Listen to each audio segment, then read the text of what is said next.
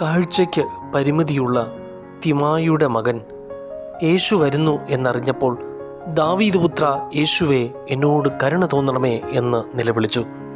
അസഹനീയമായ ഈ നിലവിളിക്ക് യേശു അവിടെ നിന്ന്, ഞാൻ നിനക്ക് വേണ്ടി എന്താണ് ചെയ്യേണ്ടത് എന്ന് ചോദിക്കുന്നുണ്ട്. അതിന് അവൻ, എനിക്ക് കാഴ്ച പ്രാപിക്കണമെന്ന് അവനോട് പറഞ്ഞു. യേശു അവനോട് പറഞ്ഞത്, നിന്റെ വിശ്വാസം നിന്നെ രക്ഷിച്ചിരിക്കുന്നു എന്നാണ്.